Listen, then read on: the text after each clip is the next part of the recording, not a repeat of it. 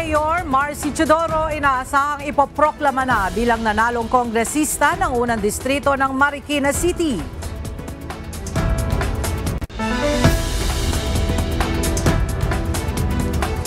Philippine Embassy at Consular Office sa Tel Aviv muling magbubukas sa June 30. Israel mananatiling nasa Alert Level 3 sa kabila ng ceasefire sa Iran ayon sa Department of Foreign Affairs. Pinay caregiver nasa gipang alagang Israeli bago tamaan ng missile ang kanilang apartment.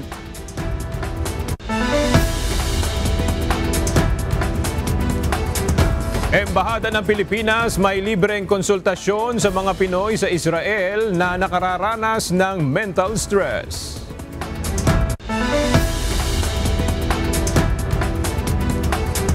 Dalawamput-anim na individual arestado sa Iran dahil sa pakikipagsabwatan umano sa Israel.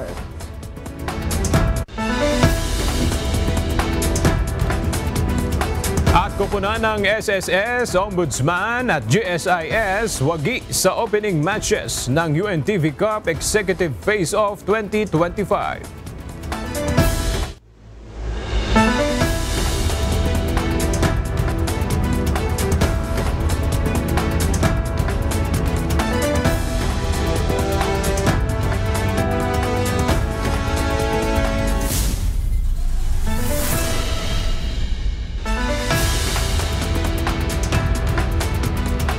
Magandang tanghali mga kasangbahay. Ngayon po ay araw ng Huwebes, June 26, 2025.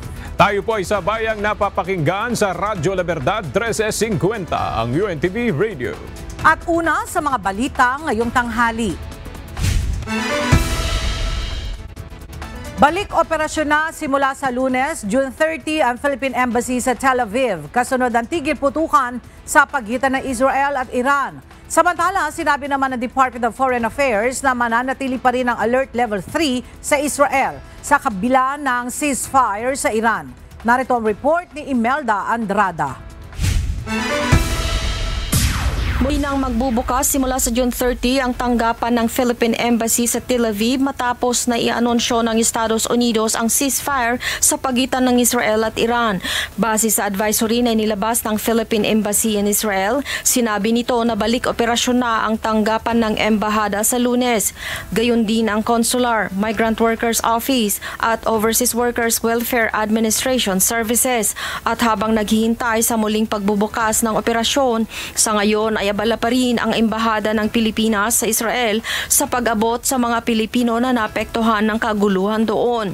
Dinalaw ng Philippine Embassy sa Israel ang ilang mga Filipino hotel workers na pansamantalang nawalan ng trabaho dahil sa epekto ng nagdaang tensyon. Binigyan ang mga ito ng financial assistance at relief packages. Sa mga susunod na araw ay kakausapin ni Ambassador Eileen Mendiola ang pamunuan ng Israel Hotel Association upang talakayin ang mga isyong kinakaharap ng mga Filipino hotel workers sa panahon ng giyera. Bagaman nagdeklara na ng ceasefire, mananatili pa rin ang Alert Level 3 sa Israel kung saan patuloy ang voluntary repatriation sa mga Pilipino doon ayon sa Department of Foreign Affairs. Sa isang pahayag, sinabi ng DFA na maghihintay sila ng official recommendation mula sa Philippine Embassy sa Tel Aviv kung dapat pang manatili o dapat nang ibaba ang alerto sa Israel kasunod ng deklarasyon ng ceasefire sa Iran. Tiniyak naman ng DFA na magpapatuloy pa rin ang repatriation sa mga Pilipino sa Israel na nais nang umuwi ng Pilipinas. Imelda Andrada, UNTV News and Rescue. Diyos ang aming sandigan, serbisyo publiko ang aming pinahahalagahan. Welcome development para sa Pilipinas ang anunsyo ng Estados Unidos hinggil sa napagkasundoang ceasefire o tigil putukan sa pagitan ng Israel at Iran. Sa isang pahayag, sinabi ng Department of Foreign Affairs na umaasa sila na ang tigil labanan ay magiging hakbang para makamit ang pangmatagalang kapayapaan sa rehiyon. Kaya naman mahalagaan nila ang tuloy-tuloy na dialogo at negosasyon upang magkaroon ng permanenteng solusyon ang anumang hindi pagkakaunawaan ng Israel at Iran. Isang Filipina caregiver sa Beersheba ang nailigtas sa kapahamakan. Ang inaalaga ang Israeli ilang saglit bago tamaan ng missile ang tinutuluyan nilang apartment.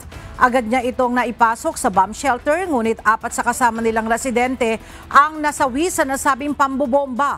Agad ding umaksyon ang rapid response ng Embahada ng Pilipinas upang tugunan ang pangangailangan ng ating kababayan.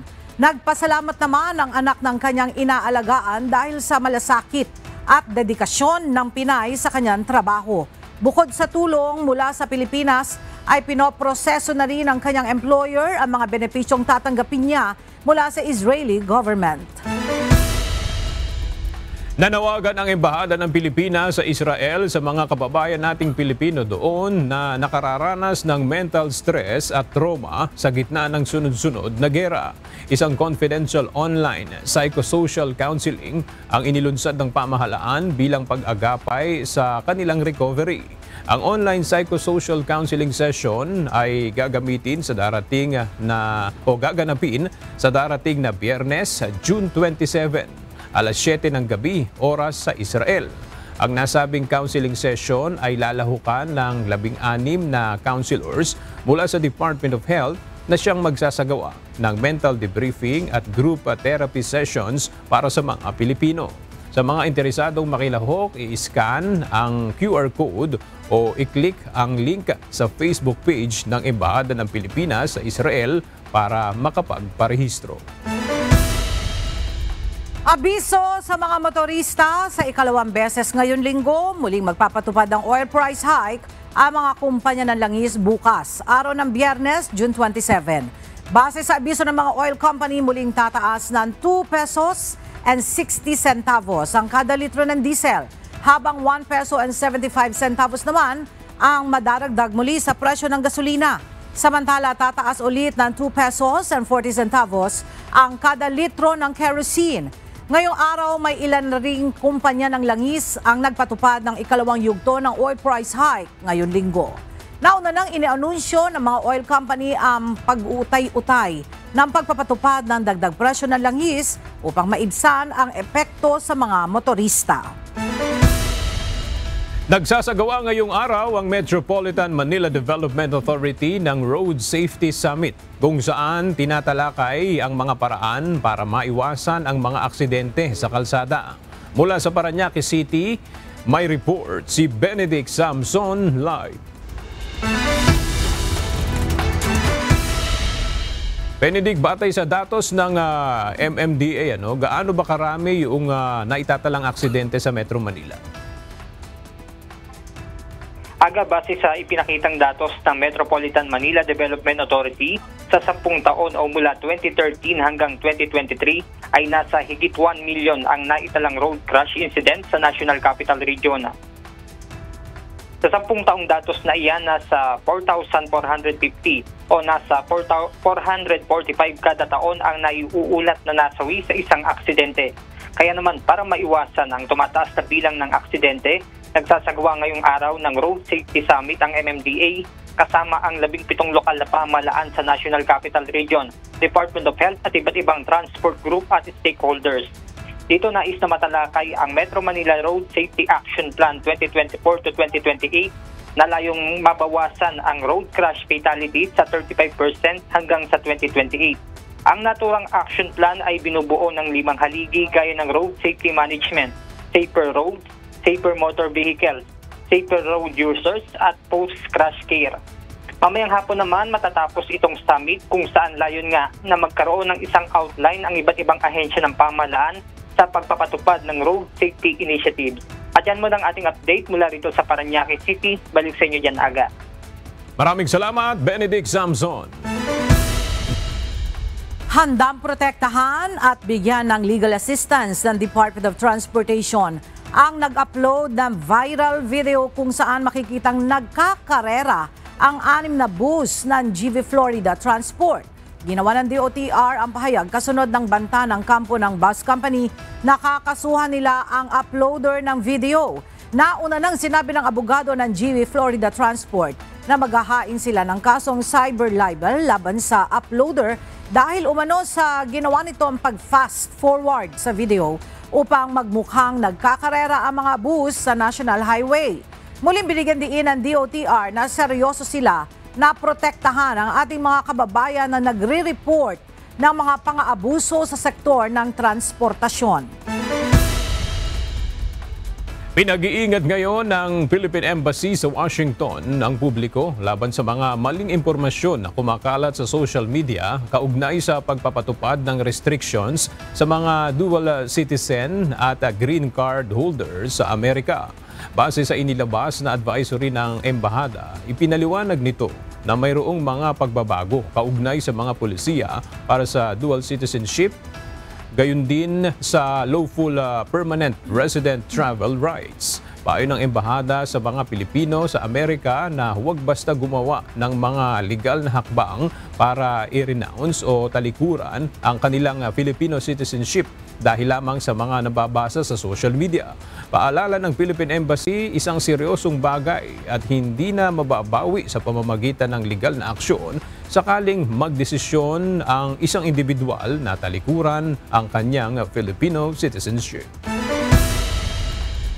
Pinag-iingat ngayon ng Department of Migrant Workers ang publiko laban sa umunoy nagpapakilala na kanilang empleyado at nag-aalok ng mga peking employment o online scam.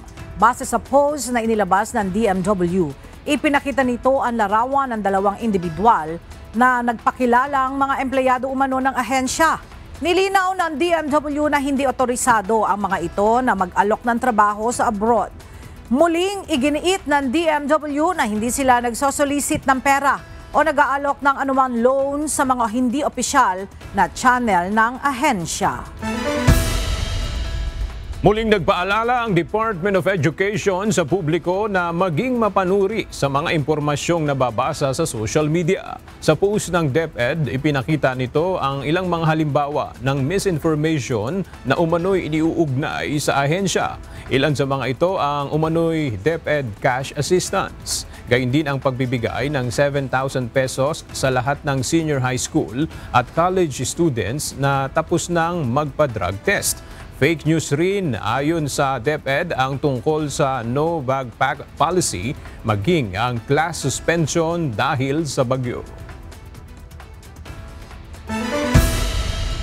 Isa sa ilalim sa restructuring ang Philippine Health Insurance Corporation o PhilHealth. Ayon sa Governance Commission for Government-Owned or Controlled Corporations o GOCC, layo nitong mapagbuti pa ang kahusayan nito at malutas ang ilang operational issues. Kasama sa mga aayusin ang organizational structure at mga usapin kaugnay ng pag-claim ng benepisyo. Sa hiwalay na pahayag, sinabi naman ni Health Secretary Teodoro Herbosa na nakikipag-ugnayan na sila sa GCG upang matiyak ang maayos na pagbalangkas ng Philippine Health Organization o PhilHealth Organization na aangkop sa implementasyon ng Universal Healthcare. Matagal na rin umanong hinihintay ng mga kawani ng PhilHealth at taong bayan ang reorganization ito. Inaasahang maipoproklama na bilang nanalong kongresista ng unang distrito ng Marikina City si Mayor Marcy Teodoro. Ito'y matapos na baliktarin ng Commission on Elections o COMELEC-ANBANC ang kanselasyon sa kandidatura ni Mayor Marcy. Mula sa Maynila, ang detalye ihahatid ni Dante Amento live.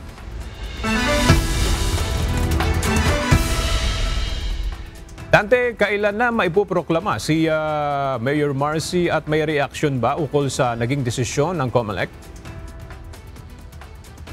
Ganang umaga-aga inihayag ni Commission on Elections o COMELEC Chairman George Erwin Garcia na nasa pasya na ng City Board of Canvassers ng Marikina City kung kailan nila ipoproklama si Mayor Marcelino Marcy Teodoro bilang nanalong kinatawan ng unang distrito ng lungsod. Sa ngayon, aga ay sinisikap pa nating makunan ng reaksyon dito ang alkalde. At sa mahigit nga 30 pahinang desisyon ng COMELEC-ANBANC, pinagbigyan ito ang inihayang consolidated motion for reconsideration ni Teodoro Sa botong 403 o 4 ang pabor, walang tutol at 3 naman ang walang partisipasyon, binaliktad ng Comelec and Bank ang naunang desisyon ng kanilang dibisyon na pagkansila sa Certificate of Candidacy o COC ni Mayor Marcy dahil sa material misrepresentation o pagsisinungaling umano sa Certificate of Candidacy o COC.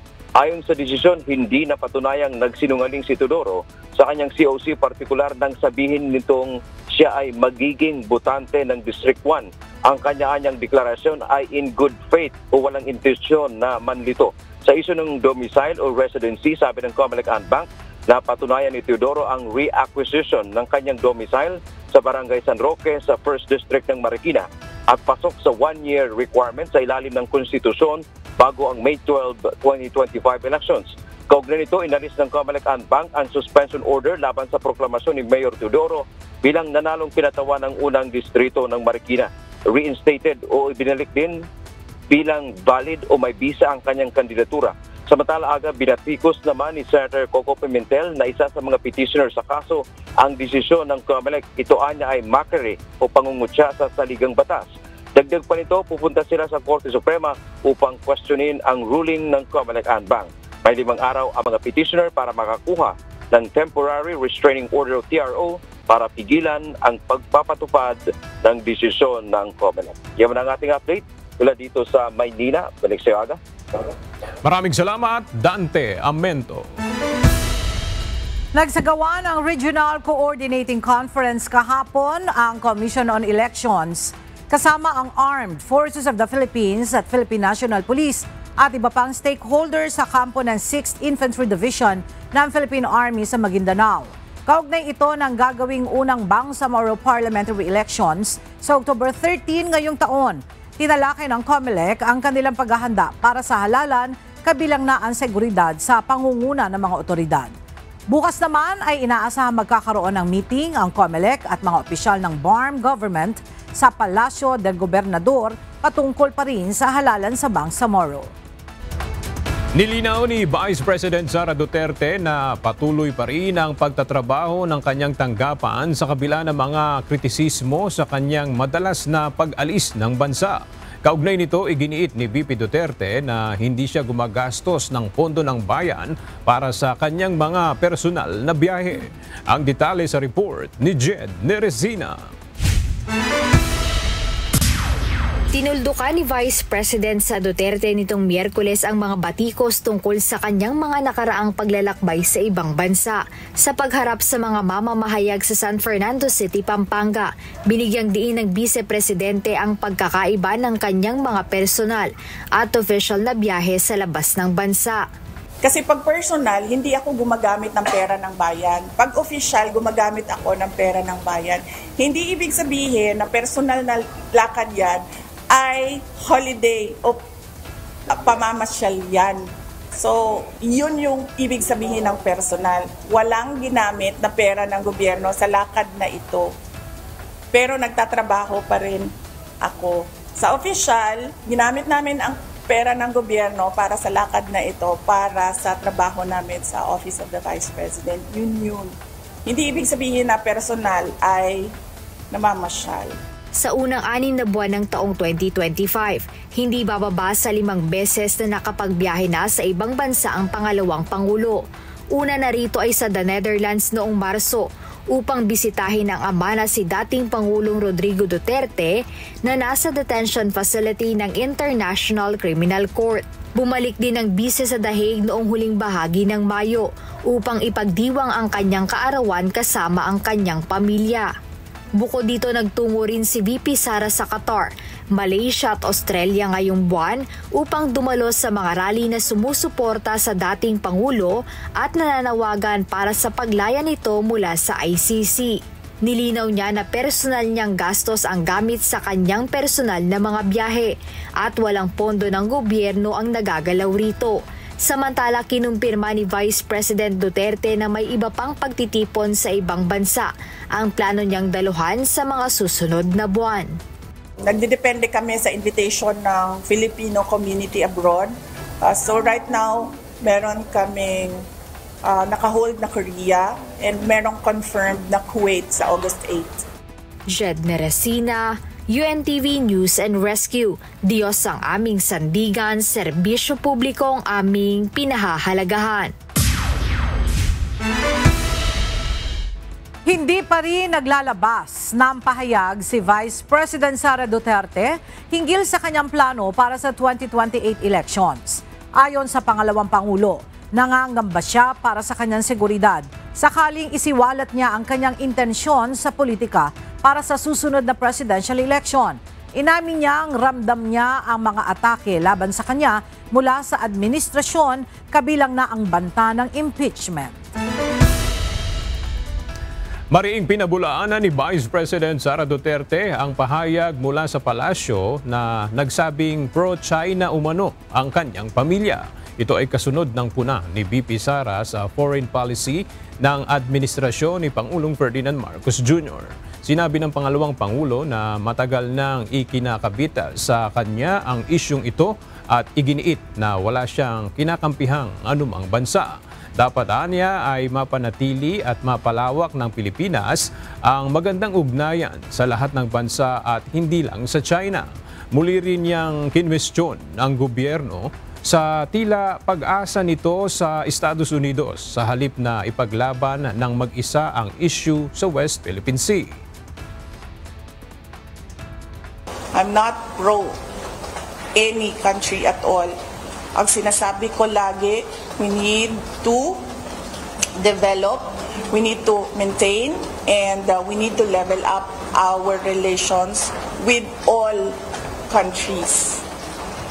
Hindi lang sa China.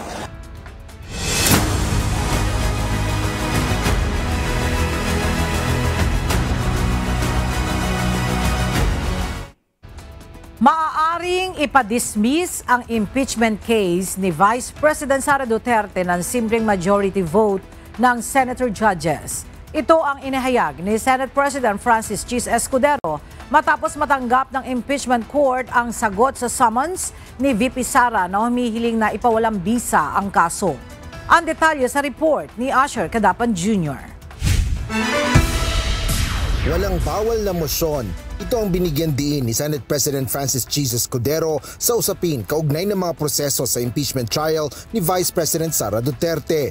Partikular ito kung may tatayong senator judge upang magmosyon na i-dismiss o ipawalang bisa ang kaso. Yun ang problema ko sa maraming nagsasabi ng kung ano-ano eh. Asan ba yung rule? Asa ba yung provision sa saligang batas o sa rules on impeachment na bawal ang ganito o ganyang klaseng motion? Hindi mo naman pwedeng pigilan ito dahil collegial body ang Senado bilang impeachment court. Dagdag pa ng senador, kapag may magmosyon at may tumutol o nag-object, ay pagbobotohan ito. Yes, always by simple majority. Ang hindi lamang required ng simple majority, 2/3 ang kailangan kapag pagbobotohan na to acquit or convict. Nilinaw din ni Escudero na maaaring may magmosyon na wag nang magsagawa ng paglilitis o trial at i-convict na agad ang pangalawang Pangulo. Bagaman hindi siya boboto para rito, hindi niya anya mapipigilan na mangyari ito. Gayunman, nilinaw ng presiding officer na pwede lang anyang talakayin ang mga usaping ito kapag nag-resume ang impeachment court. Habang maaaring mag-convene ang korte ng motu proprio o sa sarili nitong kagustuhan na posibleng mula sa kahilingan kahit ng isang senator judge lang at pagkakasunduan ng iba pang mga miyembro. Asher Cadapan Jr., UNTV News and Rescue. Diyos ang aming sandigan, serbisyo publiko ang aming pinahalagahan. Walang legal na basihan ang pagbalik ng Articles of Impeachment ng Senate Impeachment Court. Kabilang ito sa nakasaad sa isinumiteng pleading ng House Prosecution Panel araw ng Miyerkules, June 25. Ang detalye sa ulat ni Rosa Licos. Walang legal na batayan ang pagbalik ng inihaing Articles of Impeachment laban kay Vice President Sara Duterte sa Senate Impeachment Court. Yan ang panindigan ng House Prosecution Team sa isinumiti nitong pleading bilang tugon sa unang order ng Senate Impeachment Court sa Kamara na maglabas ng certification na sinunod ang saligang batas sa issue ng impeachment proceedings laban sa Vice Presidente. Which is a certification from the House of Representatives that the House complied with all constitutional requirements and there was no violation of the one-year bar rule. Sa dokumentong isinumite, kalakip ang resolusyon na pinagtibay sa plenaryo ng Kamara noong June 11, 2025. Nananatili ang posisyon ng House Prosecution Team na walang legal na basihan ang pagbabalik ng Articles of Impeachment mula sa Senado. Kabilang naman sa ipinadala ng House Prosecution sa Senate Impeachment Court ang entry of appearance ng public prosecutors. Una na itong naihain noong March 14, 2025. Samantala, itinanggi naman ng Kamara na ito ang dahilan ng pagpapahirap sa proseso ng impeachment. Ginawa ng House of Representatives spokesperson ang pahayag matapos sabihin ni Senate President Francis Escudero, presiding officer ng Senate Impeachment Court, na sa tigas ng ulo, pahirapan umano ang pagtanggap ng order, pleading at answer ng House Prosecution Panel. Well, hindi naman kami nagpapahirap. Doon naman sa entry of appearance, again, pinapaliwanag natin, wala naman tinanggihan. Hindi nga lang kasi nagpakilala ng maayos ang mensahero kung ano yung binibigay nila sa House na dokumento. Wala pang sagot ang House Prosecution Panel sa inihaing tugon ni VP Sara sa writ of summons ng Senate Impeachment Court. Pero hanggang June 30, araw ng Lunes, ang deadline dito. Rosa Licoz, UNTV News and Rescue. Diyos ang aming sandigan, serbisyo publiko ang aming pinahahalagahan. Tinututulan na rin ang mga biktima ng war on drugs ang hinihinging interim release para kay dating Pangulo Rodrigo Duterte. Ayon sa abogado nila, mapanganib umano para sa mga naiwang pamilya kapag nagkaroon ng pansamantalang kalayaan ang dating Pangulo. Naritong report ni Dante Amento. Dapat manatili sa detention facility ng International Criminal Court o ICC si dating Pangulong Rodrigo Duterte. Sa isinumiteng tugon ng Office for Public Counsel for the Victims sa petisyon para sa interim release ni FPRRD, nakasaad na ang pananatili ng dating presidente sa kulungan ay kailangan upang matiyak ang kanyang pagdalo sa pagliliti sa kaso. Mahalaga din umano ito para masigurong hindi nito mahadlangan o maisa sa panganib ang court proceedings. Direkta man o hindi sa tulong ng iba ay naroon ang panganib na pilitin o i-pressure niya ang mga witness. Sa huli, may panganib din umano sa mga biktima kapag nabigyan ito ng interim release. Bunsod ito ng kanyang malawak na koneksyon, impluensya at kapangyarihan. Una nang tinutulan ng ICC prosecutors ang petition for interim release ng kampo ni FPRRD. Sabi naman ng anak ng dating Pangulo na si Vice President Sara Duterte, walang karapatang pantaw at hustisya silang nakikita sa ginagawa ng ICC. As I said, the ICC is all about human rights and justice, and we don't see it in the case of former President Rodrigo Duterte, and now his petition for interim release has been vigorously opposed without a legal reason by the prosecution. Dante Amento, UNTV News and Rescue. Diyos ang aming sandigan, serbisyo publiko ang aming pinahahalagahan.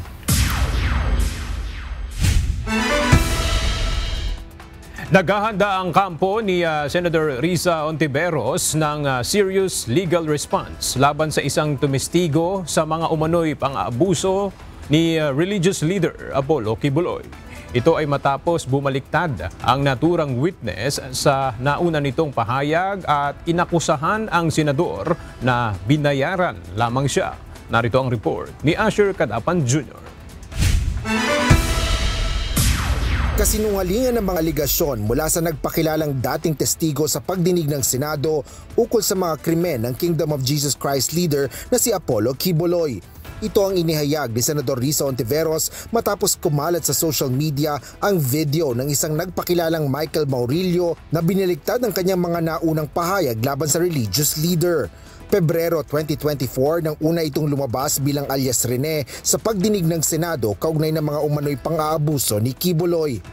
Ako po ay naging landscaper ni Kibuloy sa Glory Mountain. At doon ko na po naranasan ang pananakit mismo sa kamay ni Kibuloy. Ngunit sa isang viral video sa social media, nag-iba na ito ng pahayag. Lahat ng sinabi ko at kasama ko doon na nag-witness sa Senado ay ginawa lamang ni Senrisa upang papagsakin si Pastor at ang buong kingdom at kunin ang kanilang mga ari-arian. Ngayon po ay hinahanap at tinatakot ako ni Senrisa. Ayon naman sa senadora, marami silang ebidensya na magpapatunay na gawa-gawa lang ang pahayag ngayon ni Maurilio. Lahat rin umano ng mga testigo sa Senate hearings kay Kibuloy ay malaya at voluntaryong nagbigay ng kanilang mga testimonya at ebidensya na dala-dala. May mga paper trail din ng mga ito na maaaring patunayan ng maraming mga ahensya at opisyal.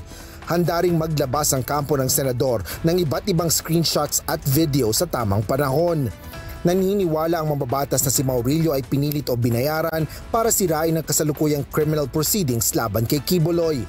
Gayon din ang nakababagabag na pananakot sa mga tauhan ng senadora at ng mga saksi na nagsalita laban sa sinasabing kasuklam-suklam na mga gawain ng religious leader. Bunsod nito, naghahanda na ang kampo ni Ontiveros ng seryosong legal na tugon laban sa naturang harassment at intimidasyon. Anila, hindi nila palalampasin ang mga nasa likod ng pananakot na ito. Asher Cadapan Jr., UNTV News and Rescue. Diyos ang aming sandigan, serbisyo publiko ang aming pinahalagahan. Tiniyak ni House Speaker Martin Romualdez ang suporta ng liderato ng Kamara sa neophyte lawmakers ng 20th Congress. Pagkatapos ng executive course sa legislation, isang fellowship dinner ang dinaluhan ng nasa 40 neophyte at returning lawmakers. Mula sa House of Representatives, makibalita tayo kay Rosalie Coz, live.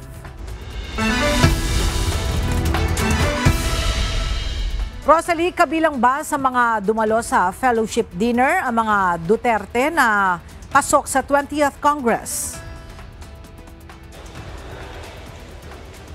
Ela, inaasahan na ang hindi pagdalo ng mga Duterte sa fellowship dinner ni House Speaker Martin Romualdez para sa mga neophyte at returning lawmakers ng 20th Congress kagabi, June 25. Partikular na sina Davao City District 2 Representative-elect Omar Duterte at Pwersa ng Pilipinong Pandagat o PPP Party List Representative-elect Harold Duterte. Pagkatapos ng 3 araw na executive course on legislation, kinausap ni Speaker Romualdez ang nasa 40 representatives-elect sa isang dinner. Pagtitiyak nito ang suporta ng liderato ng Kamara sa kanila para maisulong ang kanilang advokasya at mapagsilbihan ang kanilang constituents. Kasabay naman ito ang panawagan sa kanilang suportahan ang legislative priorities ni Pangulong Ferdinand Marcos Jr. Narito ang pahayag ni House Speaker Romualdez. And this again is the mandate of our President Ferdinand R. Marcos Jr. to make sure that the 20th Congress is very, very much in sync with the administration's policies, his Philippine Development Plan, his fiscal medium-term framework for the economy, and the vision for the Bagong Pilipinas. Ela, isinagawa ang fellowship dinner ni Speaker Martin Romualdez bago ang pagbubukas ng 20th Congress at State of the Nation Address sa July 28. Balik sa iyo, Ela. Maraming salamat, Rosalie Coz. Nahuli sa operasyon ng Regional Highway Patrol Unit 3 ang isang Chinese national na nagbebenta ng nakaw na sasakyan. Nakuha rin sa gamit nitong sasakyan ang maraming sachet ng illegal na droga. Mula sa Camp Crame, alamin natin ang detalye kay Lea Ilagan live.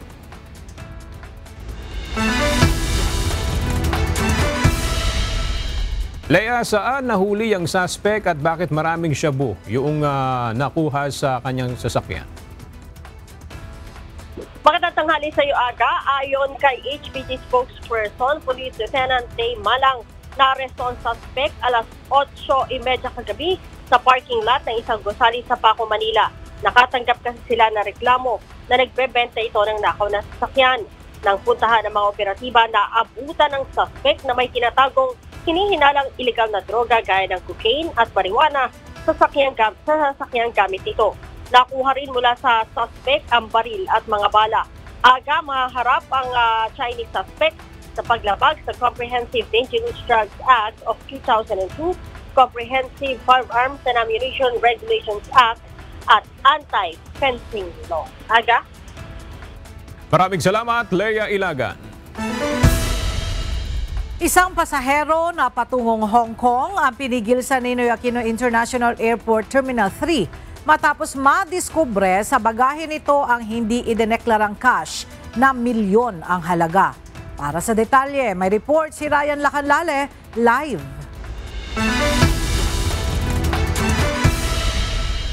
Ryan, may paliwanag na ba yung pasahero kung bakit hindi idineklara yung dala niyang pera? Sa ngayon ay wala pang inilalabas na pahayag ang mga otoridad kung ano ang paliwanag nitong nasa pasahero na nasabat sa NAIA dahil ngayon ay nagpapatuloy pa rin yung investigasyon at nasa kamay na siya ng Bureau of Immigration.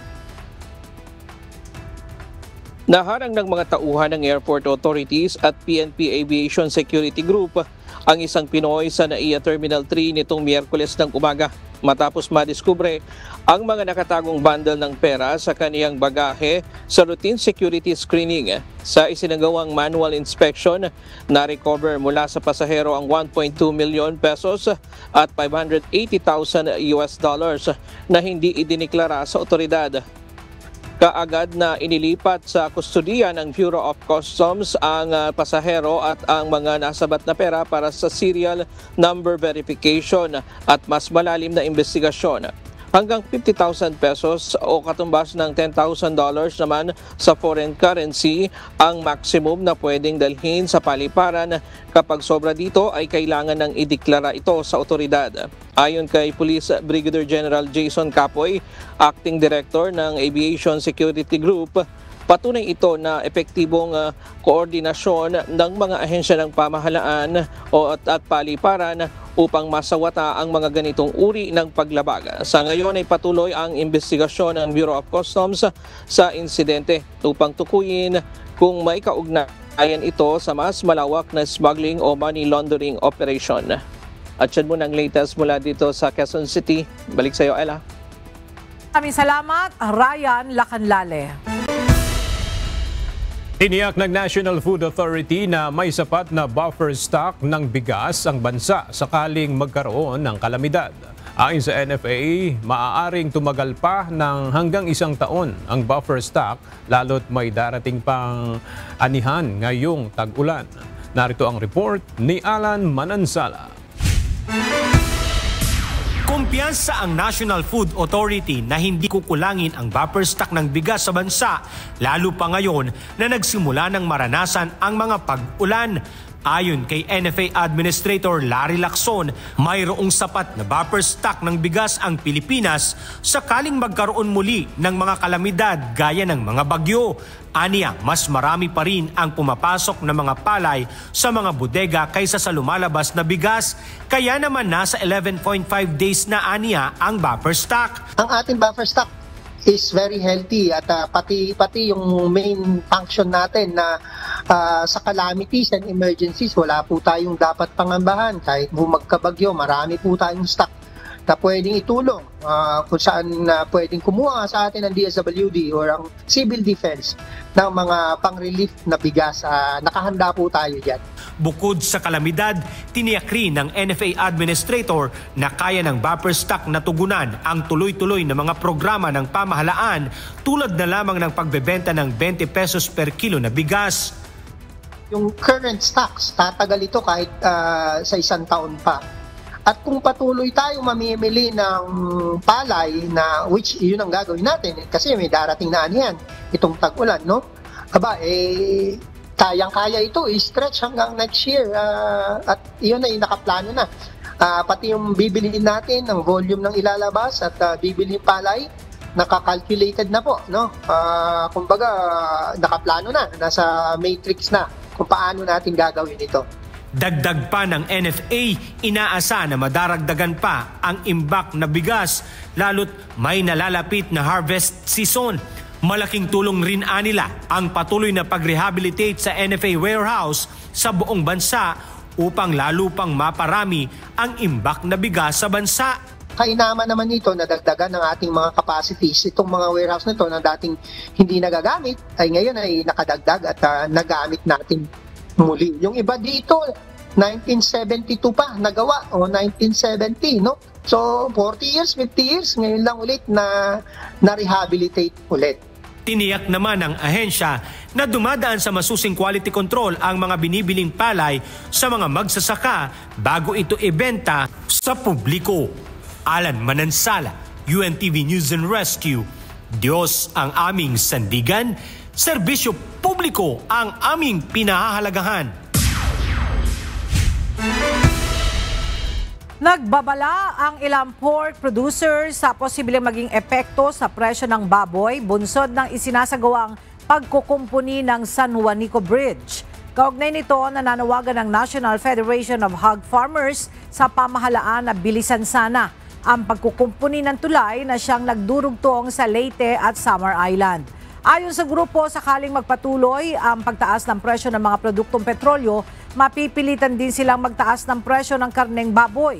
Nauna nang sinabi ng Department of Public Works and Highways na target nilang ibalik sa 33-ton unload capacity ng San Juanico Bridge bago matapos ang taong 2025. Mas paiigtingin ang construction industry sa Pilipinas sa pamamagitan ng paggamit ng teknolohiya. Ayon sa International Labor Organization o ILO, ito'y upang lumikha ng mas maraming trabaho sa bansa. Alamin natin ang detalye sa report ni Ivan Alvarez Live.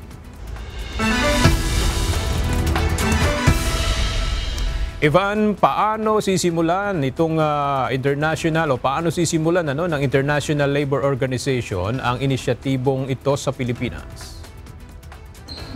Yes, Aga, ayon sa International Labor Organization o ILO, ito'y sa pamamagitan ng industry-led trainings at apprenticeship program sa sektor ng construction. Paliwanag ng International Labor Organization o ILO, kabilang ang sektor ng construction sa may pinakamalaki at pinakamaraming manggagawa sa Pilipinas, ngunit kulang sa mga skilled young professional. Bunsod dito, nilalayo ng ILO katulong ang Department of Labor and Employment o DOLE at Tiniyak ng National Food Authority na may sapat na buffer stock ng bigas ang bansa sakaling magkaroon ng kalamidad. Ayon sa NFA, maaaring tumagal pa ng hanggang 1 taon ang buffer stock lalo't may darating pang anihan ngayong tag-ulan. Narito ang report ni Alan Manansala. Kumpiyansa ang National Food Authority na hindi kukulangin ang buffer stock ng bigas sa bansa, lalo pa ngayon na nagsimula ng maranasan ang mga pag-ulan. Ayon kay NFA Administrator Larry Lacson, mayroong sapat na buffer stock ng bigas ang Pilipinas sakaling magkaroon muli ng mga kalamidad gaya ng mga bagyo. Aniya, mas marami pa rin ang pumapasok na mga palay sa mga bodega kaysa sa lumalabas na bigas. Kaya naman nasa 11.5 days na aniya ang buffer stock. Ang ating buffer stock is very healthy at pati yung main function natin na sa calamities and emergencies, wala po tayong dapat pangambahan. Kahit magkabagyo, marami po tayong stock na pwedeng itulong kung saan pwedeng kumuha sa atin ng DSWD or ang Civil Defense ng mga pang-relief na bigas. Nakahanda po tayo dyan. Bukod sa kalamidad, tiniyak rin ng NFA Administrator na kaya ng buffer stock na tugunan ang tuloy-tuloy na mga programa ng pamahalaan tulad na lamang ng pagbebenta ng 20 pesos per kilo na bigas. Yung current stocks, tatagal ito kahit sa 1 taon pa. At kung patuloy tayong mamimili ng palay na which yun ang gagawin natin kasi may darating na anihan itong tag-ulan, no? Kayang-kaya ito i-stretch hanggang next year at iyon ay nakaplano na. Pati yung bibilihin natin, ang volume ng ilalabas at bibilihin palay, nakakalculated na po, no? Kumbaga nakaplano na, nasa matrix na kung paano natin gagawin ito. Dagdag pa ng NFA, inaasa na madaragdagan pa ang imbak na bigas lalo't may nalalapit na harvest season.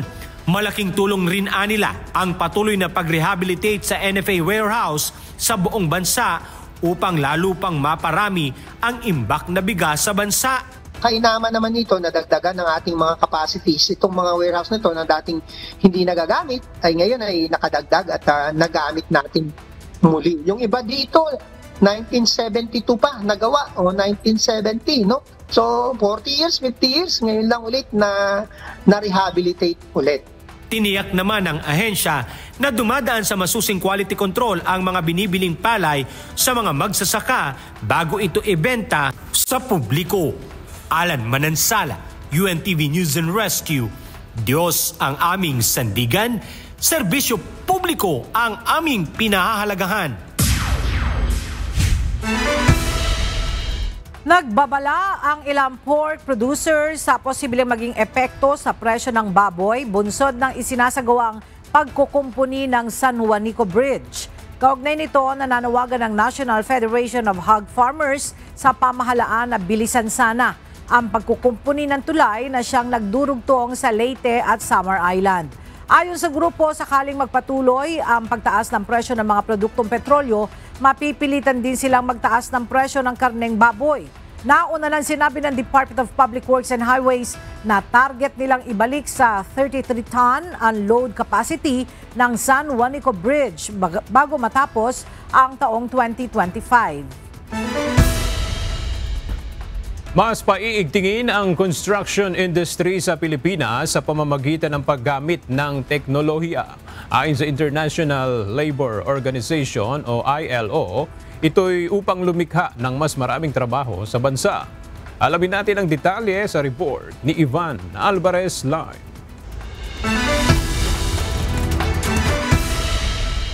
Ivan, paano sisimulan itong international o paano sisimulan ng International Labor Organization ang inisyatibong ito sa Pilipinas? Yes, Aga, ayon sa International Labor Organization o ILO, ito'y sa pamamagitan ng industry-led trainings at apprenticeship program sa sektor ng construction. Paliwanag ng International Labor Organization o ILO, kabilang ang sektor ng construction sa may pinakamalaki at pinakamaraming manggagawa sa Pilipinas, ngunit kulang sa mga skilled young professional. Bunsod dito, nilalayo ng ILO katulong ang Department of Labor and Employment o DOLE at Technical Education and Skills Development Authority o TESDA na suportahan ang construction industry ng bansa na maging mas sustainable sa pamamagitan ng digital operation, kung saan ang transition na ito ay inaasahan na maglilikha ng mas maraming trabaho, lalo na para sa mga kabataan. Also aligns with the broader regional priorities. Moreover, we aim to boost youth employability through upskilling and reskilling programs focused on critical digital and green skills. Dagdag pa ng Country Director ng ILO sa Pilipinas, mahalagang mag-invest sa kasanayan ng mga young professional upang lalo pang mapatatag ang kanilang kakayahan at mapalakas ang naturang industriya, pati ang kabuuang ekonomiya ng bansa.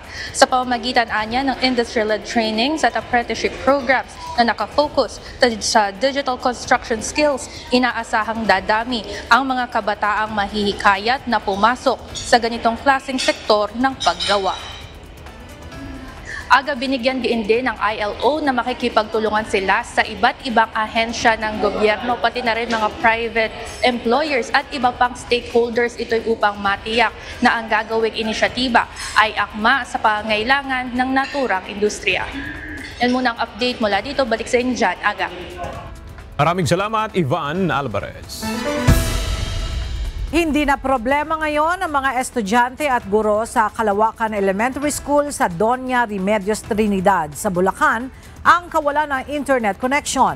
Ngayong araw, sa pangunguna ng Department of Information and Communications Technology o DICT at pakikipagtulungan ng lokal na pamahalaan, ay napagkalooban ng libreng SIM card ang mga mag-aaral sa lugar na magagamit nila sa kanilang pag-aaral. Mula sa Malolos, Bulacan, makibalita tayo kay Nestor Torres live. Nestor, gaano karaming estudyante ang nabigyan ng libreng SIM card at papaano yung makakatulong para sa kanilang pag-aaral? Magandang tanghali, Ella. Nasa 500 mga estudyante nga at kasama na yung mga guro dito na napagkalooban nga ng libreng SIM card. Sa ilalim ito ng Bayanihan SIM Project ng ipinatutupad ng sa pangunan ng DICT o Department at ng Department of Education at ng National Government. At sinimulan nga ito sa pamamahagi nga kanina sa lugar ng Kalawakan Elementary School. Inilunsad na ng Department of Information and Communication Technology o DICT sa Central Luzon ang Bayanihan SIM Project na proyekto ng pamahalaan sa pagpagtulungan ng Department of Education. Ayon kay DICT ASEC Philip Barilla, sinimulan ito sa paaralan ng Kalawakan Elementary School kung saan nakinabang dito ang mga estudyante at mga guro sa paaralan. Ang nasabing SIM card ay may access sa Wi-Fi na may 25 GB per month. Libre ito kada buwan at maaari nila itong magamit sa loob ng 1 taon. Samantala, maigpit naman ang paalala ng DICT sa mga estudyante sa nagagamit sa mga SIM card na huwag nila itong gamitin sa mga TikTok at ito'y magamit lang din nila kung saan nakaukol ito sa kanilang pag-aaral at dapat gamitin sa makabuluhang bagay. At sila ay makikinabang na pati na yung mga guro na magagamit naman nila sa kanilang mga pagtuturo, lalo na doon sa lugar ng Kalawakan Elementary School na kung saan nga, Ella, ay mahina ang internet connection sa lugar. Kaya nga ito ang napili ng DICT at ng pamahalaan na pagkalooban ng SIM card. At yan mo ng ating latest live mula dito sa Bulacan. Balik sa iyo, Ella. Maraming salamat, Nestor Torres.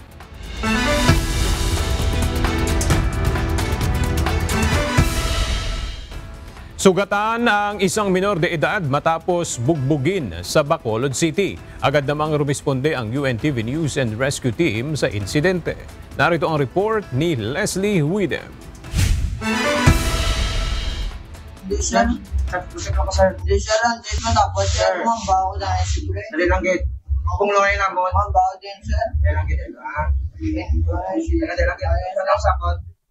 Sugatan ng 17 anyos na lalaki matapos bugbugin ng mga bystander sa Barangay 12, Bacolod City, pasado 1:00 ng madaling araw, June 25. Agad na nirespondihan ng UNTV News and Rescue ang pasyente na nasa Police Station 1, Bacolod City, matapos itawag ng Disaster Risk Reduction and Management Office, Bacolod City, sa team ang tungkol sa insidente. Sakit kong tandugon? Galap-galap tang sakit wala. Dire lang gid sa ay lang gid eh. Ininda ng lalaki ang tama sa kanyang bibig, gasgas sa ilong, pamamaga sa likurang bahagi ng ulo at hiwa sa kaliwang hinliliit. Agad namang nilapatan ng pangunang lunas ng UNTV News and Rescue Team ang mga natamong sugat sa pamamagitan ng paglalagay ng cold compress at dressing. Hindi ka sakit? Niya. Okay, sir. Wala ni ka sakit? Oo, galing, yun lang. Hindi ka sakit ni? Oo, sir. Sandig lang. Matapos ang pagbibigay ng first aid, inendorso ang biktima sa mga otoridad para sa karagdagang investigasyon. Sa ngayon, ay iniimbestigahan pa ng mga otoridad kung bakit binugbog ang pasyente. Leslie Widem, UNTV News and Rescue. Diyos ang aming sandigan, serbisyo publiko ang aming pinahalagahan.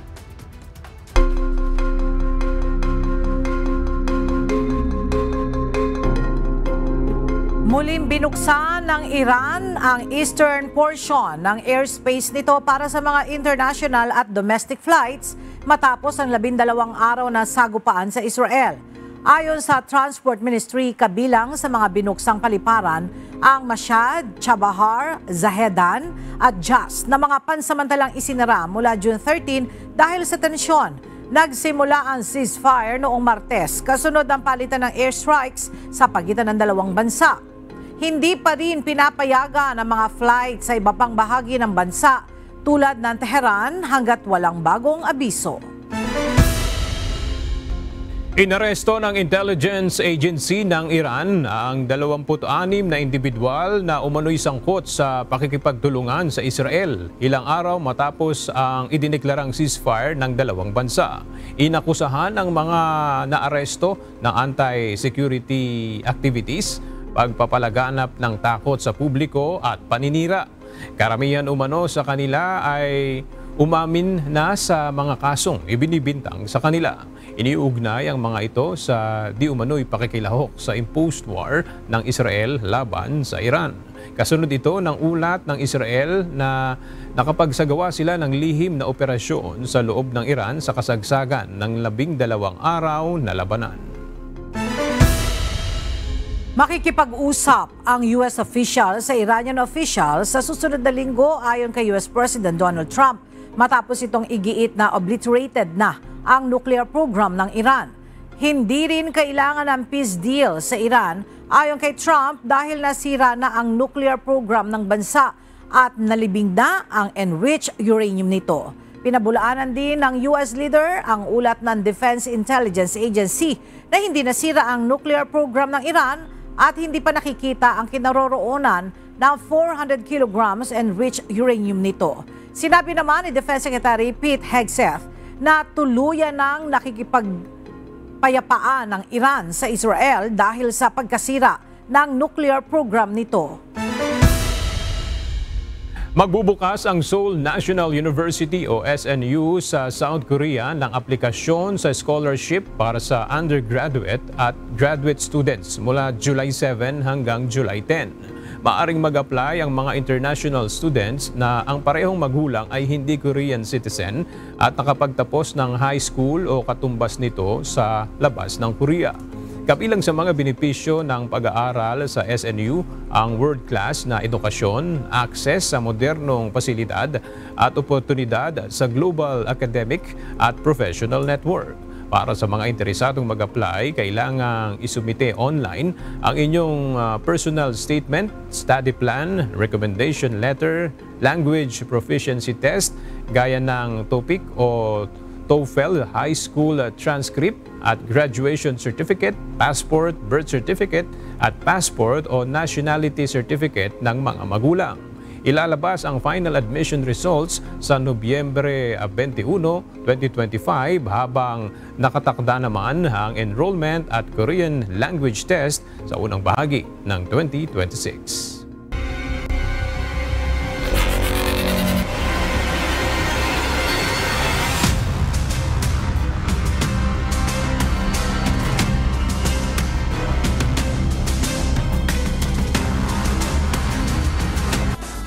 Wagi sa opening games ng UNTV Cup Executive Face-Off 2025 ang SSS Pension Boosters, Ombudsman Graftbusters at GSIS Furies. Kahapon, matagumpay na nabuksan ng liga sa Amoranto Arena ang panibagong season para sa mga matataas na opisyal ng gobyerno. Ang detalye sa ulat ni JP Nunez.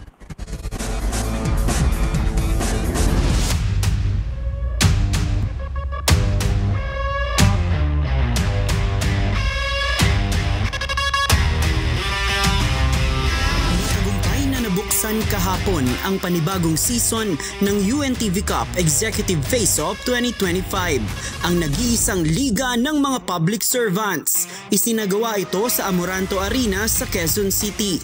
Unang nagtagisan sa hardcourt ang SSS Pension Boosters at PhilHealth Health Insurers. Ito ang kauna-unahang beses na executive lineup ang PhilHealth para sa Executive Face-Off ng UNTV Cup. Na-dominate ng SSS Pension Boosters ang PhilHealth Health Insurers sa lahat ng quarter ng game kung saan lumamang sila ng 23 points sa pagtatapos ng laban sa score na 72-49. Looking forward sa practice para mabigay yung sistema para hindi na sila mahirapan kasi may mga executive yan eh.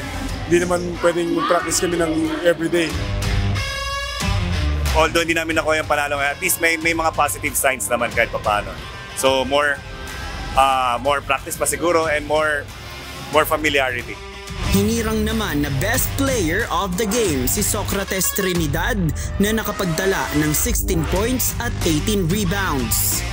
Pinapromise po namin na manalo kami ng mas maraming games ngayon dahil mas bata at mabibilis yung aming mga kasama ngayon. Makakuha ng offensive rebound ito ang white shirts ng Ombudsman and there's the first field goal. Sa Game 2, sumalang naman ang Ombudsman Graftbusters at ang NHA Home Masters.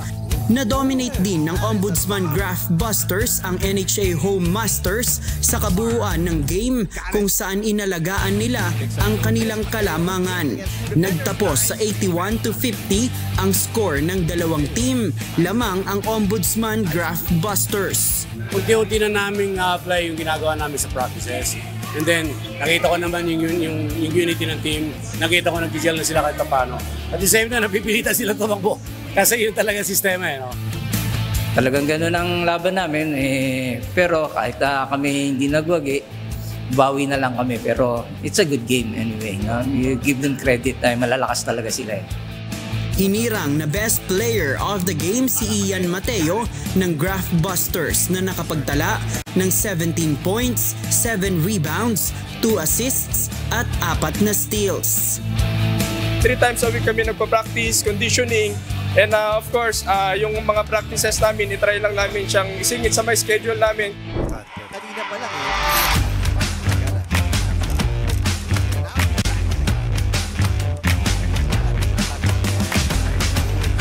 Sa huling game naman kahapon, nagtagisan ang GSIS Furies at BJMP Greyhounds. Halos nagpapalitan lang ng score ang dalawang grupo pero nanaig ang GSIS Furies sa kanilang opensa. Sa fourth quarter ng laban, tila pinilit pang idikit ng BJMP Greyhounds ang kanilang score subalit kinapos pa rin ito kaya nagwagi ang GSIS Furies na may 7 kalamangan sa score na 81-74. Ano lang talaga, kumbaga camaraderie namin, yung sabi ko as a family tayo, tulungan lang tayo, yun lang, maiwan yung kakampi natin, tulungan natin, yun lang. Tapos enjoy lang natin yung laro. Yung inside presence talaga nila, yun talaga yung pinakagan nila. Tapos sumabay yung 32 nila na nagti 3 points, hindi namin na-prevent yun. Nahati ang bracket ng 14 na koponan sa tig-2 grupo. Single round robin ang magiging laban sa kada grupo kung saan bawat team ay maglalaro ng 6 na game. Pipiliin ang 4 na team sa kada grupo para maka-advance sa quarterfinals ng liga at hanggang umabot sa championship match. Matatanggal naman ang 3 team na hindi papasok sa top 4. Abangan ang susunod na schedule ng game sa official Facebook page ng UNTV Sports. Win in sports, win for charity. JP Nunez, UNTV, News and Rescue. Diyos ang aming sandigan, serbisyo publiko ang aming pinahahalagahan.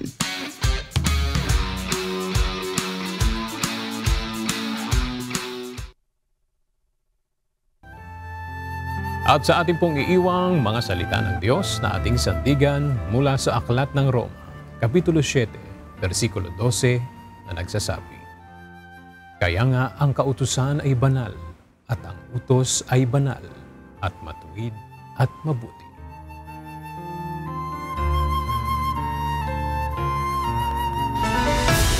At yan ang mga balitang aming tinutukan at inaksyonan. Dahil sa aming pagbabalita, una ang pagkalinga sa kapwa. UNTV CE News, may balita saan mang panig ng daigdig. At dito sa UNTV, Diyos ang aming sandigan, serbisyo publiko ang aming pinahahalagahan. Magandang tanghali.